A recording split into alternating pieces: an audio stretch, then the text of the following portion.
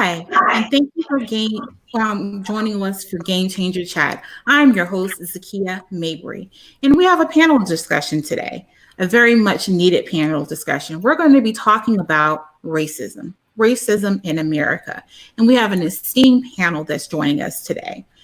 First, we have Barry Reeves. In the interest of time, since we're starting a little late, I'm going to have Barry introduce himself. Barry, please tell us a little bit about yourself. Hello, everyone. My name is Barry Reeves. I work for the city of Boston as the Assistant Director of Training and Investigation. I'm also the founder of Change Factory Live, which is a organization committed to working with organizations for diversity, inclusion, and training initiatives as well. So I'm glad to be here. Thank you so much. Next, we have Russell. Russell is joining us all the way from the UK, where he does a lot of work with diversity and inclusion at the university. Russell, please welcome and tell us a little bit about yourself. Hi, everybody. How you doing? My name is Russell Thomas. I've been working in equality and diversity for something like 23, 24 years now. I'm a director for the Diversity Trust here in England. I'm also one of their senior associates and consultants. I'm at the moment, I'm the lead for equality and diversity and inclusion and well-being at the University of Exeter. Again, in the UK. Formerly, I was at the also University of West of England before that. Okay. Thank you for joining us. And Dr. Roz, who's been on Game Changer Chat several times. Hey, thank you for coming back. Tell us a little bit about yourself. Hi, everyone. Thanks for having me again. As Zakiya mentioned, I am Dr. Rosalind Naker Black. I am a clinical psychologist, author, speaker, chief operating officer for a nonprofit organization here, and a subject matter expert for local universities here in the DC metro area. Thank you for joining us. And we have Esquire Moore. Welcome in your bright, beautiful yellow.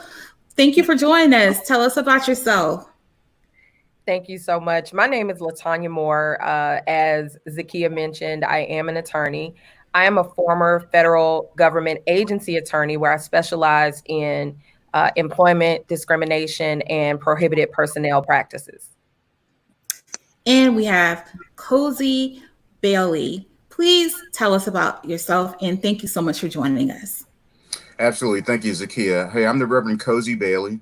I am currently the president of the Prince William County branch of the NAACP. For those who don't know where Prince William County is, it's located just about 30 miles outside of Washington, D.C. in Northern Virginia. Prince William County is the most diverse county within the Commonwealth of Virginia. And Zakiya, thank you so much for inviting me. Oh, you're so welcome. Thank you all for being here. So as we're all gathered here today, I just want to talk about racism and all the things that has been going on about the monuments.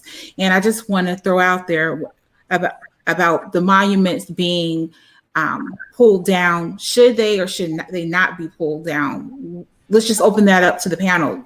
What are your thoughts about that? Should we leave them up, or do you think the Confederate monument should stay? Well, I'm all about pulling anything down that has such the negative history that most of these monuments have. I mean, it's about time. If it's a monument that is marginalizing a community and still oppressing a community, then it's time for it to go. So I'm here for it. I think that it needs to happen. Right now is the perfect time for it to happen with all the racial tension that we are experiencing right now. And what better time than to do it than now? Okay. I will say that I'm glad that they're tearing them down, but I think I don't want to get lost in the focus of just tearing down monuments, symbolism, and not really doing a lot of the real work, which is changing policy structures in organizations that have been historically racist. So I think a lot of times organizations are willing to do these symbolic things to kind of get us off the real work that's necessary and needed. So while yes, get down statues, get them down as much as necessary, but don't just let that be the last step. Because I think a lot of times people say, oh, look, they took down the statues, and then guess what? Nothing. corporate CEO boards are still the same. The workplace practices are the same. The racism and issues that are within the structure and, markets are still the same. So what did we really gain by tearing down a statue? Absolutely. Cozy, you were in the Marine Corps. How did that influence your opinions about race relations? Well, my time in the Marine Corps, and I did spend 23 years in the Marine Corps, and it influenced my view on race relations very greatly. When I was commissioned as a second lieutenant in 1975, the Marine Corps was still feeling the effects of race riots in the military that occurred in the 1960s, early 70s. As a matter of fact, Camp Lejeune, North Carolina, one of the largest Marine Corps bases or amphibious bases, call it, in the world, was the first of several bases to experience racial violence during the Vietnam War. What that did was lead to major reforms in military policy. Sit there, please. Or seemed to lag behind the other services. So, during my time in the Marine Corps, after all those things that we did, I learned several critical lessons about race relations. The first one was that a well understood credo that we have to perform better than our white peers in order to be recognized is especially true in the military, and that carried over with me when I went into corporate life. I learned to be wary of someone who says that they don't see color. At my first duty station in Marine Corps, my commanding officer made a comment that he didn't see black or white. He said he only green, referring to the basic color of the Marine Corps uniform. That didn't make sense to me then, and it doesn't make sense to me now. The problem isn't that we acknowledge that some of us are white and some of us are black. The problem is treating each person, and in that case, Marines, with equity and fairness. The last thing that I learned that I'm going to talk about tonight anyway is that many white people feel that American heritage is synonymous with white heritage, and American culture is the same thing as white culture. I've learned that the fight for social justice in many ways is about changing that conversation about what truly American heritage and what American culture really means. All of those things I learned while I was in Marine Corps and have carried on into my life in the post-Marine Corps era for me. Very valid points. Okay, you just said something very powerful. How many of us on the panel have heard before, I don't see color, when we in our professional lives? And how has that made you feel? Yes. Can we just unpack that a moment? Dr. Roz, when you hear someone say, I don't see color, can you explain what does that do in the psychological realm? What are people actually saying? So when people say, and when Cozy, when you said that you don't trust people who say I don't see color, we are here. I hear you, because at the end of the day, if you're saying that you don't see my color, if you're saying that you don't see my ethnicity, if you're saying that you don't see my nationality, if you're saying that you don't see my total being, then you aren't seeing me. You aren't seeing the totality of who I am. So to say something in that vein of, I don't see color is really you saying that I don't see the totality of who you are. I don't take into account your experiences in the world. I don't take into account your culture. I just see you as a human being.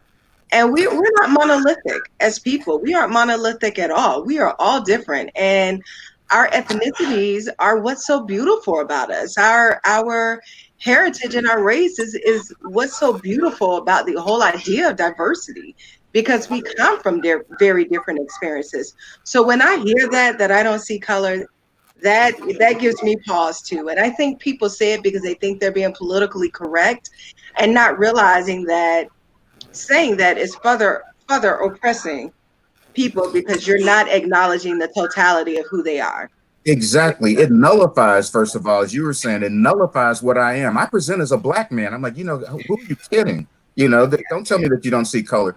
But at the same time, it also gives them a diversion, as you say, being politically correct, to not have to deal with the fact that I am, in fact, a black man. Yeah. Talking about race makes a lot of people uncomfortable.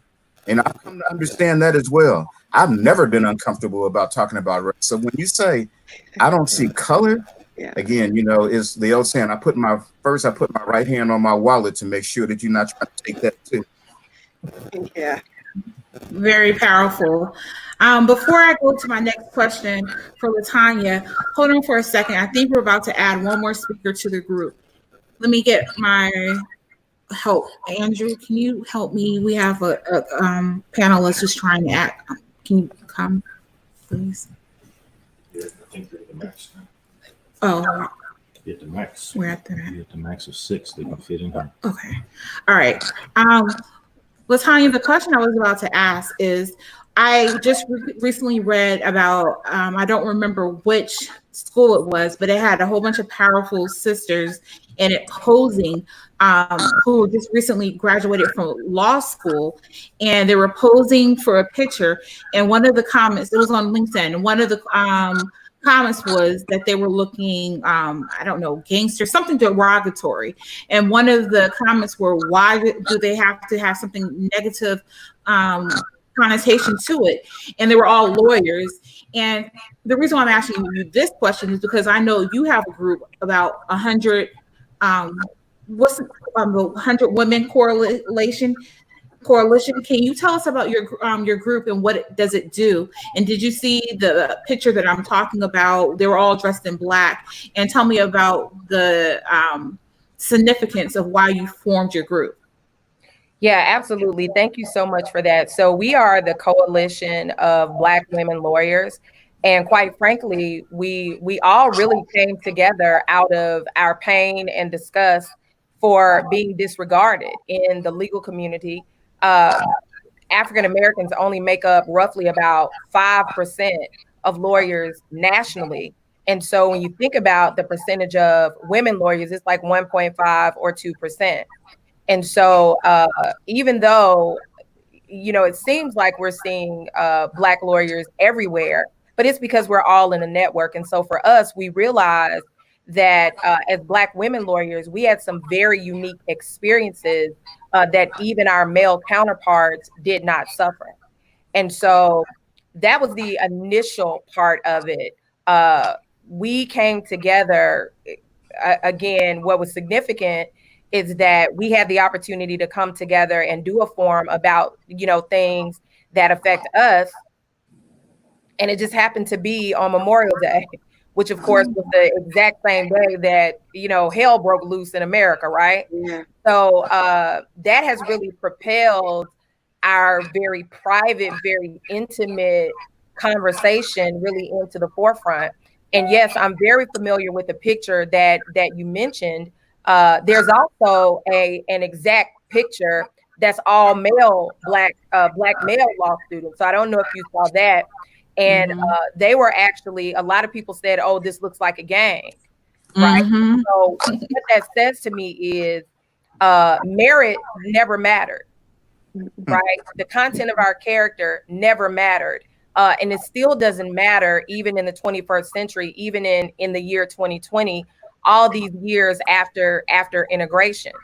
And so what that says to me is that, and what that should say to the people that are seeing that are watching those comments, these are the things that we face when we're in the courtroom. These are the things that we face when our client is on, it has first of all been unreasonably charged, right? And so now we're fighting for people's freedom. We're fighting for people's financial freedom. We're fighting for equity. We're fighting for equality, only to have someone either sitting in a judge's bench, right, or in a jury box saying, "Oh my gosh, she looks like a gangster," or "He looks like a gangster," or versus listening to the merits of the case. And so it's definitely an uphill battle. But one of the things I definitely want to share with the panel and share with the viewers is that one thing about it is that we are resilient. We will be successful. We will fight until the end, until there's no breath left in our bodies. I want the young ladies and the young men that have it in their heart to be lawyers. I want you to still go. I want you to still do it. I want you to still fight, because at the end of the day, if there are no warriors on the battlefield, we can't win. And so we have to put ourselves out there and be willing to go the extra mile. I'll just say one last thing about that is that one thing that even if no one else is willing to acknowledge my credentials, one thing they do is they open the key to a lot of rooms. I get the privilege of sitting at a whole lot of tables just for the sheer factor of I have certain credentials. And one of the things about me and that I encourage everyone else to do is I think it was Shirley Chisholm, or I may be wrong, but I think it was her that said, if there's no seat at the table, bring your own, right? And I agree with that. If there's a table you want to be at, bring your own. But I'm about creating your own table, right? And creating your own chairs, because at the end of the day, we've come to a place right now that I believe that we don't have to sit at anyone's table. We've earned the right to create our own tables and eat from the feast of our labor. Wow, very, very powerful. Thank you for that. Barry, you served in the Army, and you've also worked in the role as EEO, Equal Opportunity. So I would like to know, how has that prepared you to be an awesome, inclusive leader? Oh gosh, I think like the Reverend said, that you really get an education in understanding how diversity and inclusion works. But one of the things I noticed is that when I looked at my leadership board, it was always white. And it always occurred to me that even though they preached a lot about, hey, that we're equal and that they don't see color, there was a color barrier, because there were not a lot of Black leaders, there were not a lot of women leaders, there were not a lot of leaders accessing to the senior levels of the organization. And so when I got into the EEO world, I started really noticing that the EEO side of the house, they weren't really preparing organizations to actually get after the issues that matter. There were tons of barriers that were causing people not to be employed, not to get promoted, not to understand why issues were happening, why most of the African American employees were being treated unfairly. And yet we have these specialists who are supposed to be there working on behalf of the organization to make it better, and they're not doing anything because they were disempowered. And so for me, that really gave me the education to understand that not only do I have to be an effective leader, but I have to have a powerful voice to speak out and be willing to confront a lot of the issues that you're going to see in these organizations. I think a lot of times Black leaders get into organizations, and unfortunately, sometimes we conform trying to think we're opening the door instead of really speaking out on the issues that matter, making sure that we're creating the type of avenues that allow and get rid of these barriers. Thank you. Yes, we have to get rid of the barriers. And Russell, we're talking about racism in America, and yes, you're over in the UK, and we started collaborating and figuring out how we can best work together. And you're on the panel because we thought that it was best that we have a global conversation, even though we're talking about America. So the question I'm going to pose to you: why do you think it is important that we have conversations about inclusive leaders globally? Yeah, you make a really good point. Okay, for me, I think in a number of universities, number of businesses have asked me for my advice on how to create inclusive leadership programs. We increasingly get people asking us to come in and deliver training and deliver advice and guidance around that. And there's a number of different approaches that people take. Some like to have a sort of single session or a single program which focuses on equality and diversity. Others like to sort of embed it through their training, through their development. I think both of those are at the same time should be happening. But for me, racism is key to decision making. It's key to leaders. Leaders need to know the impact of racism and the extent to what racism has on the development of Black and minority ethnic, particularly women and men, in terms of the working environment and what are those challenges. And in order to mitigate those challenges, they need to be educated. They need to be involved in those conversations. I heard people talking about that earlier on, about the importance of starting those conversations within those areas, within those businesses, and having those honest, perhaps uncomfortable conversations to make it more normal, so that we can start talking about these things. What I'm getting from a number of different conversations I'm having is two different realities. There's a reality of, say, white people, and there's a reality of Black people, how they see their lives, how they see the barriers, how they see their progression, and how white people see that. And you were talking earlier on about color blindness. I think that was a really interesting point. And in England, I'm not sure if you had the same in America. They actually taught people not to see color. That was a thing. It was supposed to be polite not to see color. It was a really key thing to do. And in the 1970s, we introduced multiculturalism to education, which meant that we now started to look at people differently. These people come from India. These people come from Africa. They used to bring the children up onto the stage, and they used to say, "Okay, tell us about your culture. Tell us about where you came from." And I was just talking to somebody who went to school in those days the other day, a white person, and they said, "We never had any racism. We never had any racism at school." This is a white person, and what sort of happened, what happened when they started teaching multiculturalism, is that racism started to happen. These children then started to see the people that they were with, they were going to school with. They started to see the differences. That they started saying, "You're not like us. You're different from us," and started to use it in a negative way, in a way that degrades them, puts people down, hurts and harms them. What they weren't teaching at the same time was anti-racism. They needed to teach anti-racism, the effects that treating something like that would have on those individuals. So, in terms of going back to your point, having embedded in inclusive leadership, anti-racism, not just racism, anti-racism needs to be taught within those programs. That's my view. Zakiya, Very good point. Yes, go ahead. I could also throw on there, like, and that's a fabulous point. I think not only anti-racism, but cultural competency. Yes. Something that needs to be taught. And then I think we need to really look at the managers training, because a lot of the issues that happen, at least when I was doing the CEO and diversity and inclusion roles, it wasn't at the senior leadership, because most of the times they're going to know what to say. They're going to have a stance, not to say anything that's kind of off color.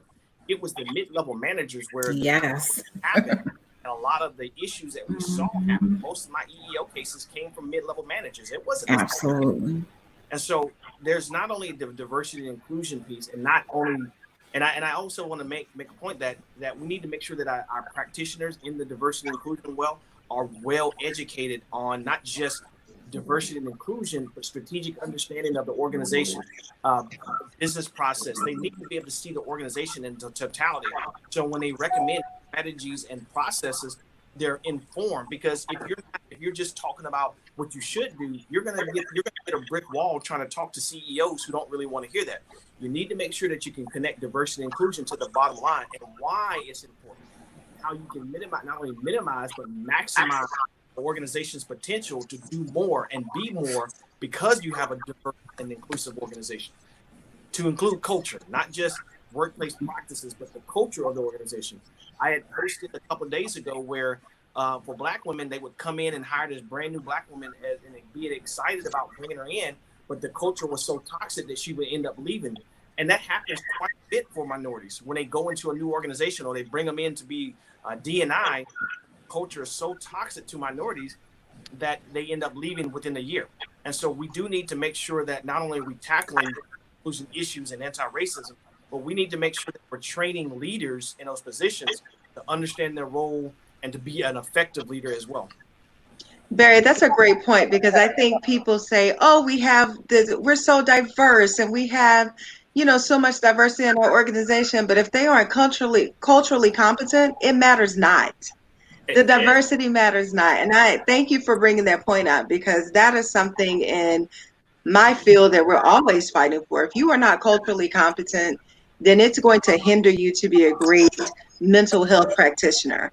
And you just wouldn't believe the pushback, that because people are so uncomfortable about race.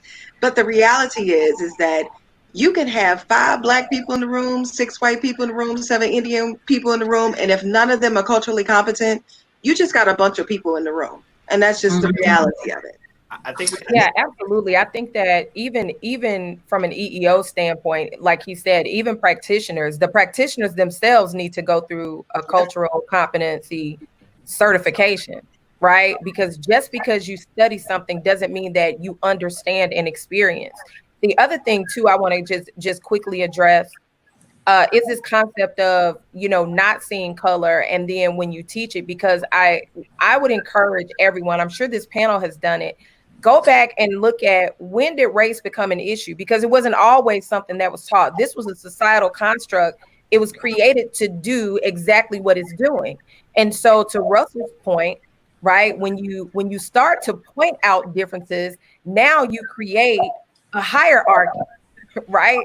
You create a hierarchy, which has now resulted in this privilege that we see now. And people now take their privilege and they're using it as weapons, right? They are weaponizing privilege, and it happens, and it's systemic, and it's permeating every aspect of our society.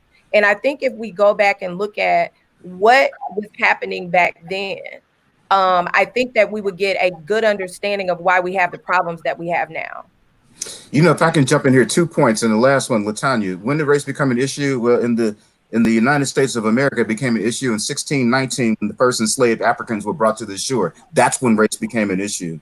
Barry, one of the things that you said that I like was about, you know, ensuring that that you know, especially in the for-profit world, you know, that apparently that you work in, that racial diversity, ethnic diversity, and diversity and inclusion is a contributor to the bottom line. I learned that quite some time ago. And, you know, one of the tools that I use is, well, I have a process. I want to change somebody's behavior first, and then I work on his thinking, right? And the folks in corporate America or corporate globally understand the bottom line. So if you can get them to understand that and then show that it happens, we can work on their thinking as we go along. I think you're spot on, because one of the things I learned, especially being in the military, is the return on investment. Everything we do in the corporate world is a return on investment. I mean, how much, when I contributed this money to this process or this initiative, what am I going to see? And a lot of times we haven't been able to articulate what that return on investment is, because we want them to do the right thing, but a lot of these are connected to the bottom line. So we as practitioners and people who work in this field, we have to understand the bigger picture and not just appeal to the need to, but the how to, because they're not educated on how to do this stuff. And right. We have to go educate them, and we have to be fearless in approaching these things and these topics in such a way that it connects them to the bottom line. It's the most important thing that I've seen over the last at least 10 to 12 years that I've been in this process. So how do we get people in the workplace to become better allies? I don't like that word, because I think it's a cop out for Caucasian Americans, because I had a conversation with a young lady, and she said, I just want to be a better ally, and I just want to do. I said, well, stop trying to do something grand. Like, I don't know if you've ever seen these pictures where you see these white individuals go over to other countries and, you know, do things in Africa, and and they post social media pictures and everything else, and they pride themselves on what they do outwardly, but they won't stop and go into that same neighborhood that's right down the street from them, or they won't police up their friend or that said the negative word or treating people with disrespect right there in their own neighborhood. And so a lot of times they create these allyships to try to make themselves feel better. And so they use that word kind of as like, look, I'm here for you. I'm like that, but you won't even police your individual beliefs and friends up from doing the same stuff that you're talking about you don't believe in. So I think we need to make sure that an ally is not just someone who wants to go out there and do something visibly. Are you doing it individually and doing the individual work within yourself to make sure that you don't have those prejudices and biases that are coming out in your workplace, that you won't say something to your friends or your family who have those same issues and concerns, and they're coming out towards minority individuals. Barry, I'm like you. I'm not a fan of the whole ally. How can I be an ally? Like, that drives me crazy. And from a psychological perspective, stop asking the oppressed to educate you. That's not our job. Right. You're oppressing the people. My job. It's not. And I am infuriated because I'm in the psychological space. I keep getting that question. But it is not my job to educate you on telling you how to tell your people to stop treating my people harshly and unkind. it just boils down to humanity. Yes. You know, it's the golden rule. Treat people the way you want to be treated. You know, if you're walking down the street and you're being stopped and frisked and sexually assaulted in the process, you know that wouldn't feel good for you. So speak up about those things. I mean, it's not hard to, if we want to say ally, it's not hard to be an ally. It's called being human. Yes. True. Right. Very It's called being human. And I'm telling people now, and I don't mean to offend your audience, but I want them to know, when you ask the oppressed, to figure out how to stop the oppression, it's ridiculous. It's ridiculous. It's not our problem to fix. They need to go and caucus and figure out what they need to do to make the situation better. Because at the end of the day, I'm not going to save you from your guilt, because that's all that is. It is guilt. This stuff has been happening. But it's No, you are so right. You are so right. Two things come to mind. I'm a movie buff, okay, and and we're talking just then, I reminded of a short part of the movie Malcolm X. Denzel Washington walking along, playing Malcolm, of course, walking on the college campus, you know, and this earnest white person came up to him and said, "Doctor, Minister Malcolm, what is it that me as a really caring white man can do, you know, in order to help you?" And Denzel, in his role as Malcolm, looked at him and said, "Nothing." You know, because what he was asking, you know, is how can I be an ally? And Doc, what you just said reminds me of another anecdote. My wife here serves on the board of supervisors in Prince William County. Yay, for the first time in 150 years, last November, we went from never having an African American to having 4 on the board here. That's what the kind of is going on. But there was a proclamation that was made a couple of weeks ago. And in that proclamation, you know, it mentioned, and it was a support of Black Lives Matter, it mentioned the name W.B. Du Bois.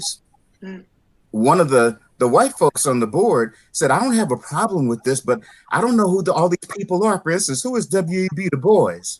Wow. Stop the proceedings right there and get an education. Now, the Black members of the board looked at her and say, "You know, what you just said for us Black people is equivalent to your expectation that I'm going to know who Elvis Presley is, but you don't know who W.B. Du Bois is. If you want to learn, go read a book. Right now, we need to vote." The Talented 10. I'm a W.B. Du Bois scholar. Yes, absolutely. Let me pause real quick and read some of the comments, and also mention we're going to have a part 2 of this conversation. Actually, Evangelist Latrice Carter is going to be on that, and also Dr. Karen Hills is going to be on the part 2 of the conversation. Because of the technical difficulties that we're having a little trouble logging on. So they're going to be on part 2 in a couple of days. And some of the comments came from Al. She says the conversation should connect the dots of what the monuments represent. And this is not my phone. Let's see. And when they were erected. And Dr. Donna Walton says, there's no seat at the table. We should bring your own. And a lot of people, Kimberly Young says she certainly agrees with this topic. And John Fraser said this is a great topic. So we're getting a lot of support about what's going on, and they're appreciating that we're discussing this today. Zakiya, I want to address one thing. I think that I want to thank the person who brought up the fact about checking into when these monuments were erected, right? And I want to go even a step further and encourage you to research that, because what you will find is that they started to happen right around critical points in history, right? They started to happen around integration. They started to happen before Jim Crow. They started to happen when there were quote unquote uprisings, because what that symbolized to Black folks is that we will continue to reinforce the effects of slavery. We will continue to reinforce. We will continue to have you bound. That was the that was the reasoning for it. This is why it's celebrated. This is exactly why we still had at least one state in the Union that a portion of their flag was the Confederate flag.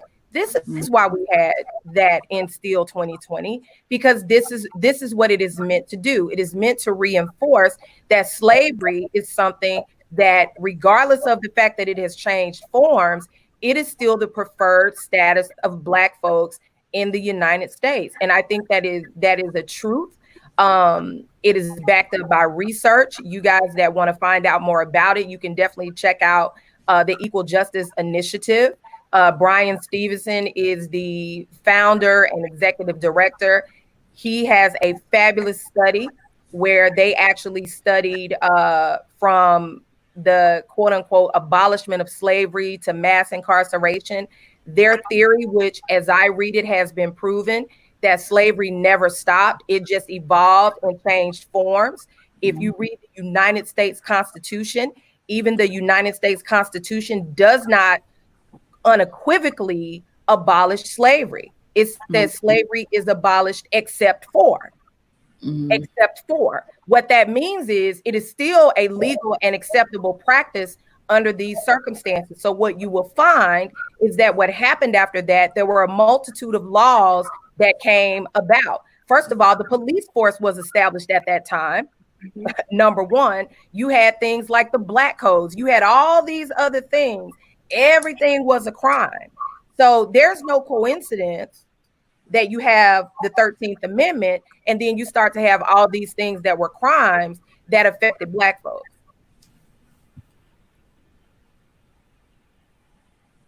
Excellent point. I just want to say amen. And thank you for bringing up the 13th Amendment, because I have a big problem with the 13th Amendment because people stop reading it and don't understand what it really means. You're right. All it did, in my opinion, was shift slavery from one culture to another. That except for. So, you know, thank you for that, Attorney Moore. Absolutely. For those watching, if you're appreciating this dialogue, please hit like and share so everyone can be enriched by this conversation.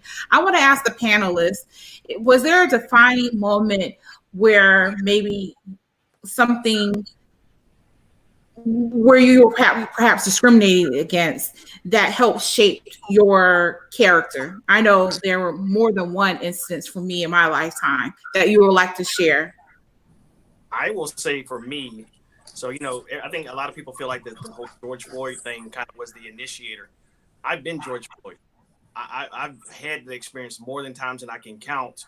And in my younger years as a young Black man, having that experience where the police were, you know, pretty savage towards me, and thank God that, you know, one of them kind of pulled them off.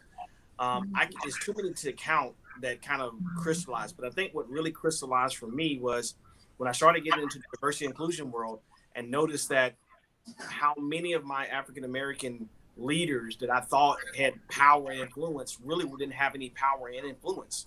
And it bothered me because here these amazing men and women who were competent, smart, and intelligent, and yet they were always getting overlooked. And so for me, that really galvanized my understanding that, you know what, we have to do a little bit more work than just go protest. And we got to do a little bit more work than just demand symbolic changes. We have to go recreate the structure, because the structure inherently is bad and weak and racist at best. And so I'm all about trying to see the change in it, but not just seeing the change symbolically. I want to see the change inherently in the organizations, in the policies, in the practices. So I can count the number of times on that one. So that, I know that's long-winded, but that's my story. I'm sticking to it.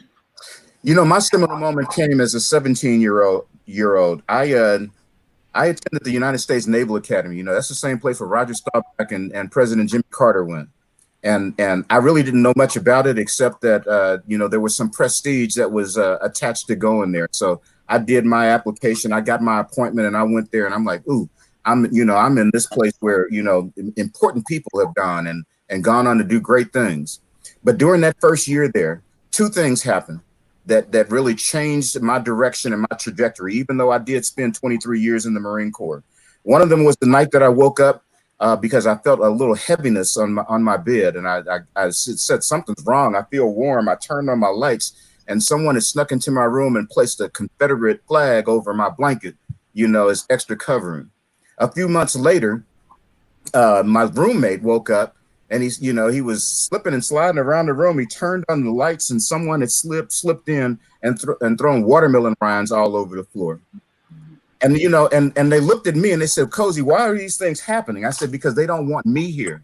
But, I told them I'm here to stay, graduate, I'm going to serve, and I'm going to make a change.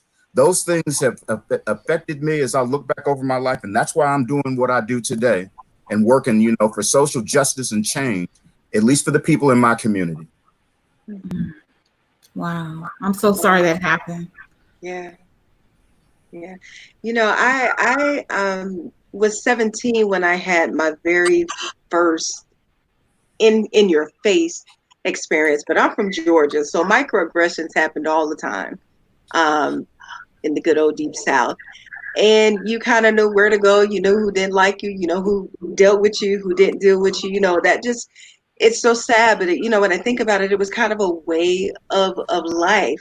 But I was 17. I was working in the mall. I was working in this store. I won't give the name. And I was the only Black that worked in the store. And an elderly woman walked in with her daughter. I had serviced her daughter before and had a good relationship with her daughter. She was a frequent customer, but she brought her mom in. Her mom took one look at me, and excuse me for what I'm about to say, but she was like, I don't want that nigger helping me. Mm-hmm. And it was so like I was stunned. I was shocked. Mm-hmm. I didn't know what to do.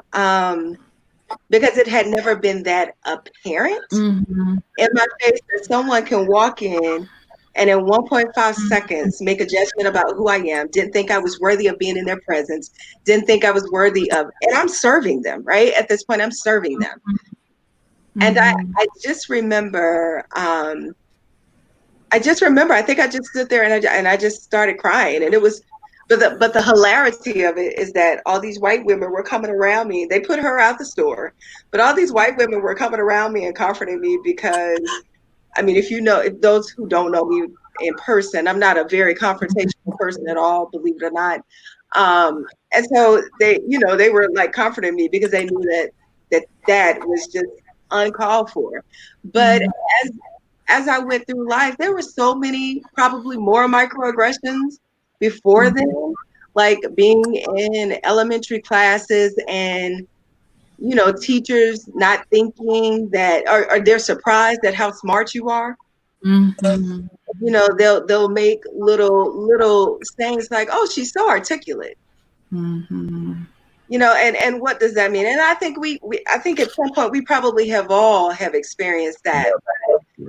That was that scene, and I can still see it very vividly. And it's so funny, I didn't think about it until you said, give me your first experience, but I can still feel that moment, the presence and the heaviness of that moment. It was unfortunate. It really was an unfortunate situation, but it was a reality of how we are treated.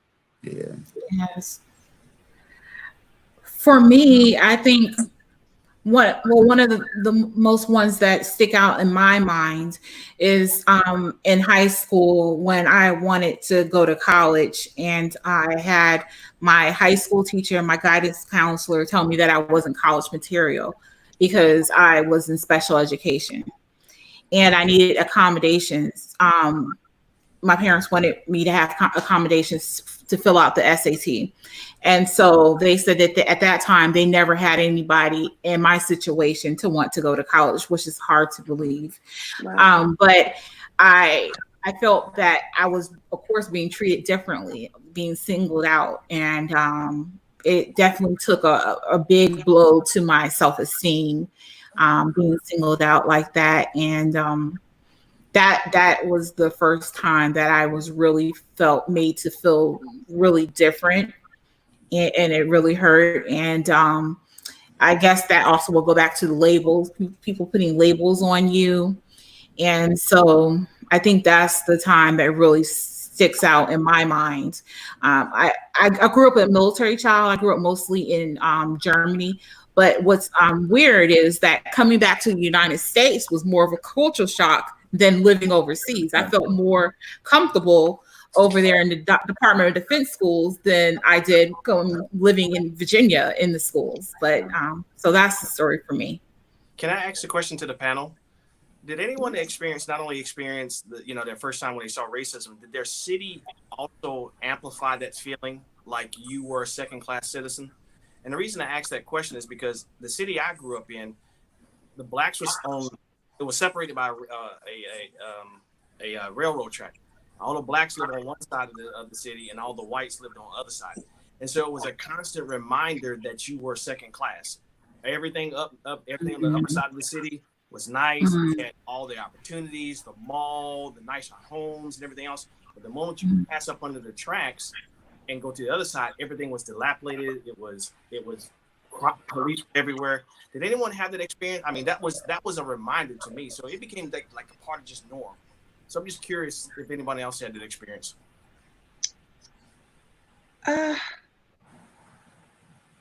I think we have. Yes and no.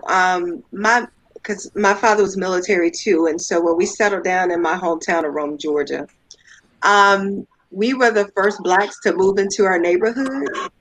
So we were an anomaly. People would like just ride by and like stare at us. It was it's crazy, but it was the craziest thing. We were maybe the first or maybe the second black family to move into the neighborhood.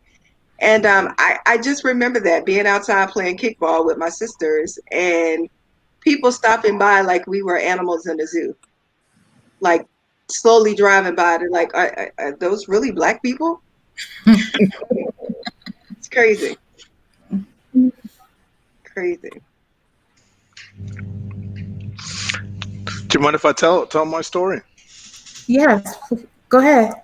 Yeah, similar to you. I'm from Bath. I'm not sure most people know from Bath. It's a sort of historical town.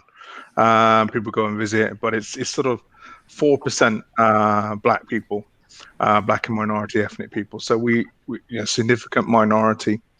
And my story is from around about the age of 13. So I went to predominantly all white school in Bath, and it was racist. They had white supremacists outside the school, leafleting and saying things as you would leave the school. I had something like 3 years of physical violence from students telling me to go back to the jungle, calling me a monkey, gibbon. I used to be beaten, and every time I went to see the teacher, they laughed at me. They witnessed these incidents that took place. So these are things that happened to me at quite an early age. And there were three really good organizations that existed at the time. One was the Race Equality Council in the area, well, the other was the Black Families Education Support Group, and the other was SARI, so Stand Against Racism and Inequality. And all of those three organizations, when they heard about my story, they came together and they came to support me. And I was, it inspired me really to move forward. They brought these two big black guys in. I remember I left the school. I think they were doorman or security or something like that, and they managed to find these two guys to come into school with me, just walk around the school with me, and pick up my stuff because I was leaving that school. And they'd asked me to be on national news. I was on the radio, I was on the television to talk about my experiences over the period of time. But that really inspired me to want to help other people as I got older, and specifically young black people in schools and in education. Wow. I'm sorry that happened. And that's a very inspiring story. Thank you for sharing that, Russell. A bit of feedback. Let me direct one more question to Cozy. How has race and other forms of oppression used as political tools? Yeah, Zakiya, that's a great question. First of all, I hope that we all understand that race has and other forms of oppression have been used as political tools. As I said earlier, racial issues and problems began in this country, on this land, even before it was a country in 1619. And then you kind of take a walk through history and take a look at the things that have occurred here. You know, when Attorney Moore kind of alluded to this earlier, you know, when the Constitution was written, Black folks were looked upon as 3/5 of a person, right from the beginning. You know, then we look at the Emancipation Proclamation in 1863. I'll call it a selective Emancipation Proclamation because only a portion of Black folks were actually freed. Not all, you know, people say, oh, yeah, freed the slaves in the South. No, not all of them. They were, you know, you read that Emancipation Proclamation, and you should, to celebrate Juneteenth every year, you will find that, you know, that was a myth that was created. When we look at 1896, the Plessy versus Ferguson decision of separate but equal, and we all know that separate ain't equal, and it ain't even equitable. And even though that was overturned in 1954 with the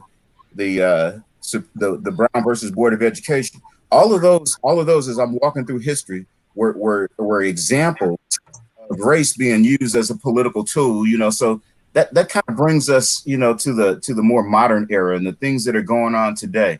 One of the things where race is used as a political tool is redrawing district lines. And, you know, and many of us, because so many Black folks in the United States, you know, look upon the Democratic Party as the party of choice. But remember, it used to be the Republican Party was the party of choice.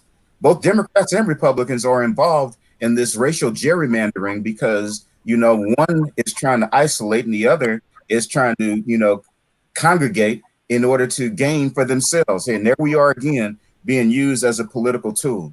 But one of the things that bothers me most is this concept of identity politics. You know, those who would oppress us politically call identity politics a bad thing. They said that, you know, that people who get together because they have certain things in common, be it Black folks or whatever, that share a history of injustice and grievance and this psychological and political mission that we get on to explore and act out and act on. All of those things as a group identity, those are things that we need to do in order to bond together. But it's been the script has been attempted to be flipped to say that what we're really doing is trying to put Black issues above all other issues. And that's why the response to Black Lives Matter and people say all lives matter, nothing more nullifying or insensitive than to respond and not understand that when we say Black Lives Matter, you know, there's an implied word that comes behind that, right?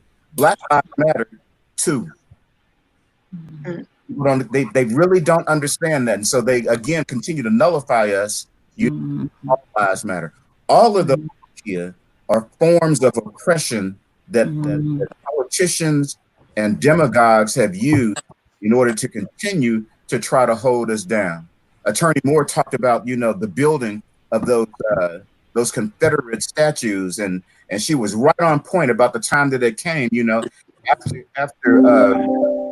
after Restoration, Reformation from the South, after the Civil War came, then they had to do something else to continue the terror. And so what we did, think about this. You ever seen or heard of a statue in this country for Benedict Arnold? Or have you ever heard one for the Rosenbergs, right? Who, you know, of treason? Those people were traitors, right? They were armed conflict to break up what we call the Union, and yet they were celebrated with statues. That is and was a political tool that is finally coming down. And Barry, I agree that in many ways it's symbolism, but I don't mind starting with symbolism as long as we get some content behind it. I think I agree with you 100%. I'm glad that the statues are coming down.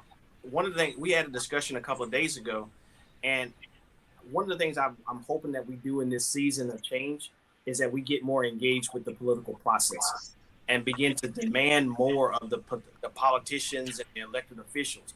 But I also think that the community, the Black community itself, we need to understand the political process, and we need to understand it not from the sport that they tried to make it, but the engagement of how not just at the federal level, but at the state and local levels. We need to understand what the policies that are being passed and why this, not just get on the board and have one representation. No, everybody in the neighborhood needs to go to this meeting and find out what's being passed and why they're passing it, and understand and get our amazing attorneys and our amazing, nonprofit organizations and everybody else engaged, because they're passing laws and nobody knows it.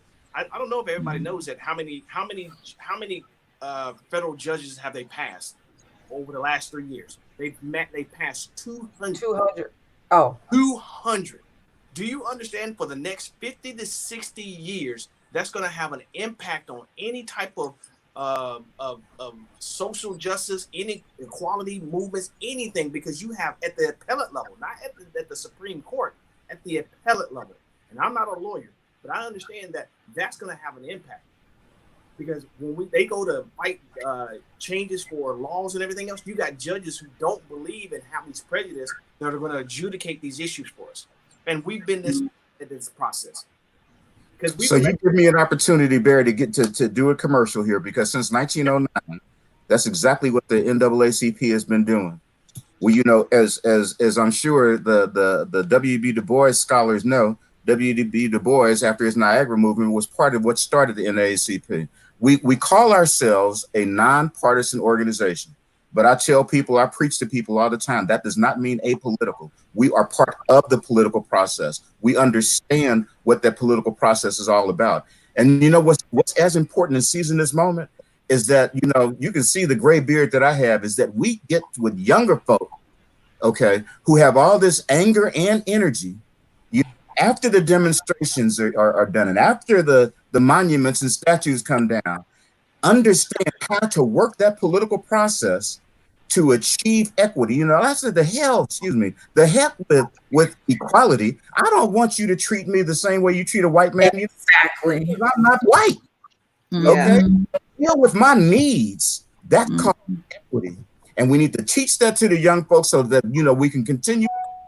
Because until and unless the maker of us all decides that he's going to make us all look alike, we're going to have to learn to deal with our differences. We're going to have to learn to embrace our differences and live in harmony that way. I think the greatest thing that someone told me was that stop trying to make them see that you're equal, because you already are. Yeah. I don't need you to, and Attorney Moore said, we're powerful. We're amazing. We're smart. We're intelligent. I don't need you to say that. I know what I am. I know what we are. What I need to make sure is that I need to get in places and spaces to get these structures that need to be fixed and changed. I'm tired of celebrating the first. I don't care about the first anymore. I'm just tired of that whole thing. Oh my God, we had a black first. Stop it. How about we have not only the first, but the 15th? And the ones that are actually in there doing something to make the changes that we need. We need more people getting engaged across the spectrum. More lawyers, more doctors, more teachers. Absolutely. Or any of those things. And what we need to start doing is that we need to, at the local level, we need to get engaged at our school board. We need to fight and demand for the things that our kids need. They need to stop waiting for somebody to save us when we all have a work to do in the process. Save ourselves. So I'm gonna get off my soap. I get irritated with that whole thing. That's. I totally agree with Barry and Reverend Bailey as well. And one of the things that I have literally been preaching for years is that, your focus needs to be the schoolhouse, the courthouse, and the state house, right? And then on the back end, the White House. And the reason for that is we have to think about our pain points. Like we learned this in business, right? Those of us that are entrepreneurs, we learn about you got to speak to pain points. You got to alleviate pain and you got to enhance pleasure. So where are those things? Our biggest issues come down to economics, right? It comes down to mass incarceration. It comes down to education. It comes down to access to quality mental and physical health care. But here's the thing. One of the things about economics is that is one thing that we totally control. Nobody can tell me where to spend my dollar. Yeah. Nobody can tell me where to put my money. So if I want to change my community, I, Latanya, am in total control of where I spend those dollars. So if I say, well, I want to enhance my community, then the very first thing that I need to do is I need to ask myself, where am I investing my dollars? Right? That's the first thing. The second thing is we are in total control of our vote. Like he was saying, learn the political process, but at the end of the day, don't just be a slave to what the media tells you, because a lot of times we are swayed oftentimes by the media. This is why less than a tenth of 100% of people know that 200 federal judges have been appointed. Mm-hmm. Right? A lot of people don't know that it is a huge effort right now. Judges that are within a few years of retirement, they're asking them to leave because Yes. they don't know what November's going to look like. These are all things that you have to pay attention to. What laws on the state and national level have been passed in the last 6 weeks? Most people don't know because they haven't been paying attention, right? So you have to look at all of these things. But here is the thing: if we focus on the schoolhouse, the courthouse, right, and the state house, then we can have the proper people in place to be the gatekeepers, because all of these things start there. And so when we think about that, these are the opportunities that we have that are the low-hanging fruit. And what I would encourage everyone to do is stop asking people, what are we going to do? And look in the mirror and ask yourself, what can you do? You do. Right? You just worry about what you got in your hand, Yeah. and then you put that to work. And when you put that to work, trust me when I tell you, the other people that's working, they will find you. Your tribe will find you. Stop worrying about having a savior. Ain't nobody gonna save you. I'm sorry, save yourself. And this is not being ugly, but as Black folks, we have been duped into believing that we need this one savior. This is the reason why people are so interested in who's running this organization, who's running that organization, because historically, anytime we have a leader, that leader has been assassinated as a message to everyone else. If you step into these shoes, the same thing is going to happen to you, right? We have given over our hand, we have given over control, and we are positioned now better than ever to take that control back. You guys bring up great points, and I am here with you. We need to strategize, because at the end of the day, I think we get to a place of saying, well, I voted. No, that's not enough. Now the people that you voted for, now you got to hold them accountable. Yes. So you need to go to these meetings. You need to show up. You need to speak about what you need in your community. I am the queen of emailing and calling. I will get on your absolute nerve. But there are things in my community that needs to be taken care of, and I'm going to do my part. To Latoya's point, I'm going to do my part to make sure that I'm speaking up for my community. What do we need? And I think that we just get so complacent with the idea where I'm going to go out and vote, and you think that that's all the power that you have. No. You have these people that we put in office. Guess what? We can hold them accountable. We have the power to hold them accountable because they work for us. And I think that we get into a space of thinking that, well, I voted and nothing's going to change. See, I told you nothing was going to change. And you're absolutely right again, Attorney Moore, in saying that you have the power where you spend your money, and that's how you change the game. You change the game by putting your money behind a candidate that's going to do what you need in your community. And when they don't do that, you hold them to the fire for it, and then you put them out. And so I think that we have to, because that's what everyone else is doing, but our community. I think the other throw out there to the committee and to the group and the panel is that we have to get to a place where we're practicing collective focus, and not just it's like I said, for some reason I don't want to be funny about it, but I've called it the savior complex.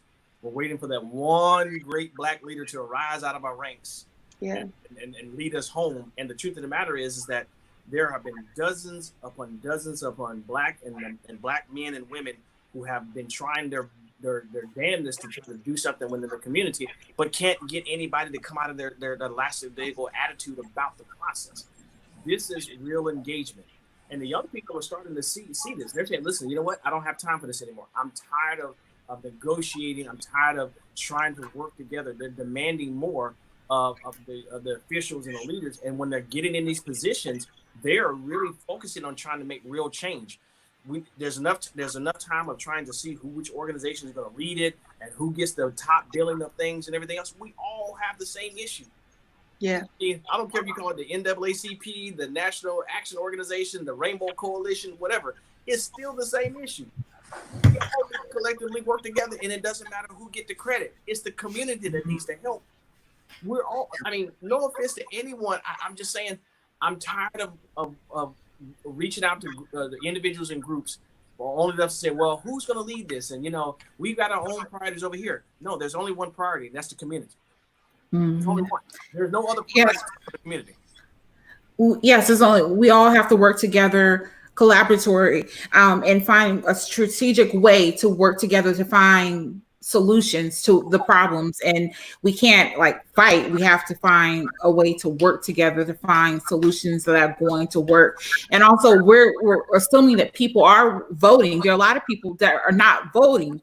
So the one thing, first of all, we have to get people out of their houses and voting, because that's one thing that is going to have to do. We have to vote, first of all. And definitely everyone needs to vote here in America on November 3rd. Hey, let me interject something here on that. Okay, real quick. So Dr. Edgar Black, when you were talking about, voting is not enough, I agree with you. Yeah. Now, did I hear you say that you live in the Washington, D.C. area? Yes. I'm on the Maryland side. Okay. So about Northern Virginia, then the counties of Prince William and Fairfax and Arlington, Alexandria City, all of that. Absolutely.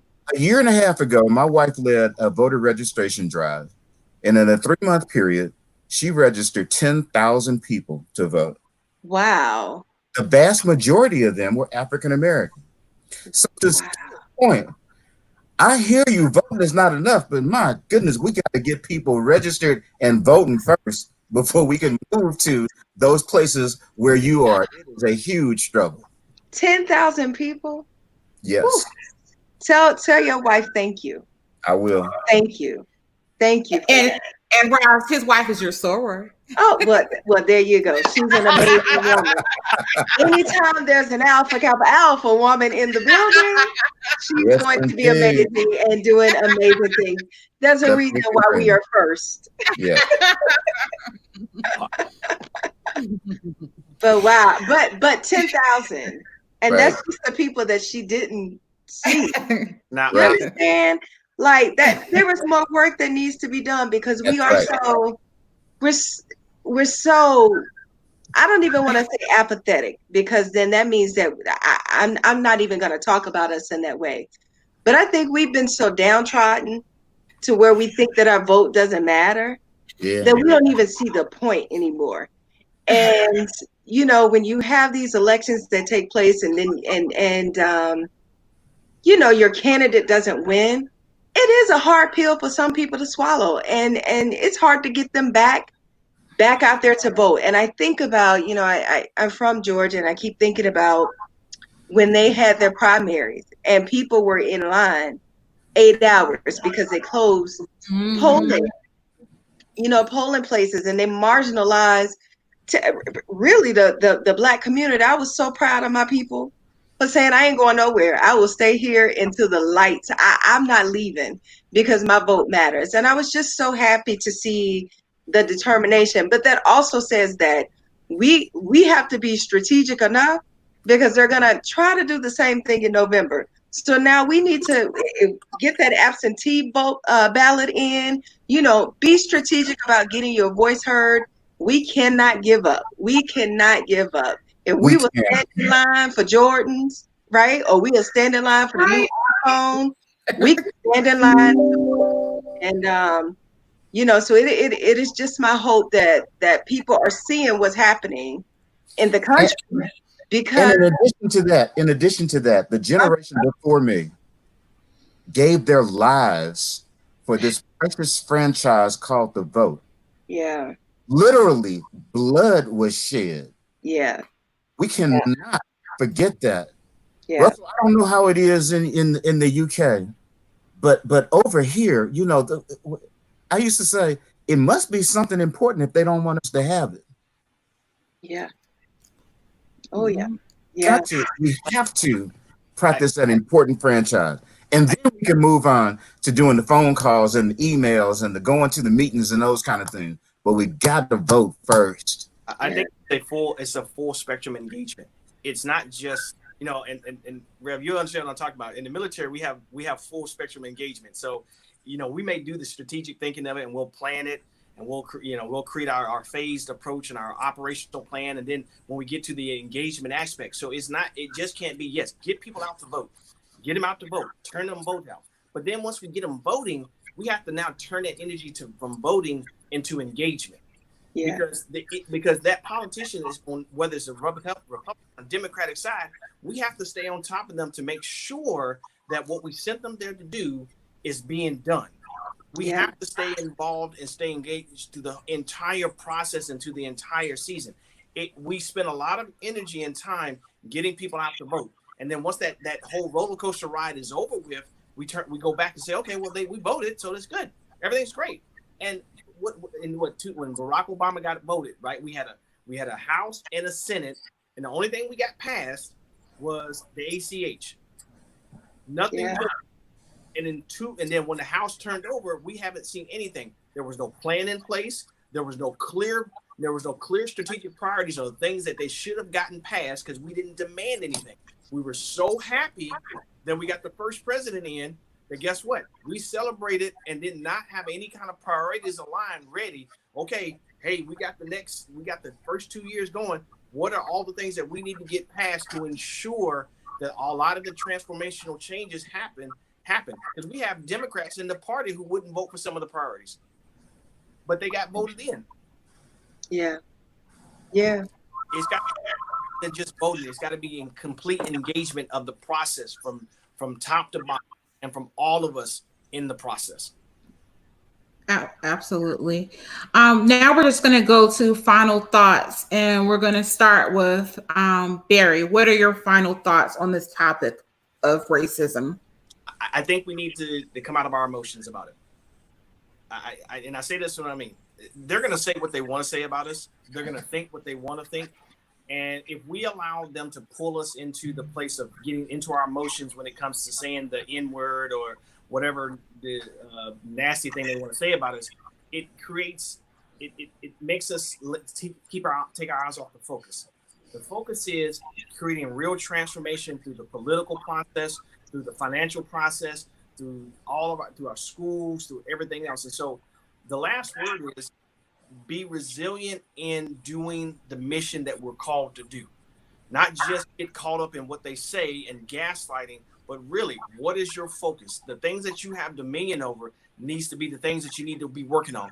Even if it's just raising your kids in an effective manner to be engaged in the process, that matters. And so we cannot lose sight of what we have to actually do. Stop getting upset because someone says a nasty word. Get upset because they're passing a policy or creating legislation that is creating more issues for you in the community. That's my sense. Thank you. Russell, what are your last thoughts? Yeah, thank you. I've been thinking about an apathy really within the Black community, particularly within the UK. I'm not sure what is in America here, but in that we've seen things happen before. We've seen Black Lives Matters before. We've seen these white people become woke, for want of a better word, waking up to the realities of racism for a short period of time. And I think there's a reality within Black people, a worry or anxiousness that this isn't going to last. This isn't going to last either. It's short-lived. And how do we capture this time? How do we make sure that we continue the momentum? We continue to make a difference. And there is a lot of people out there saying, how can we help? How can we do these things for different reasons? Some right reasons, some the wrong reasons. But how do we make sure that this isn't the same as before? This isn't, this continues. We have real change. And I think that those are real anxiousness. That's a real anxiousness in the Black community. Absolutely. Great point. Dr. Roz?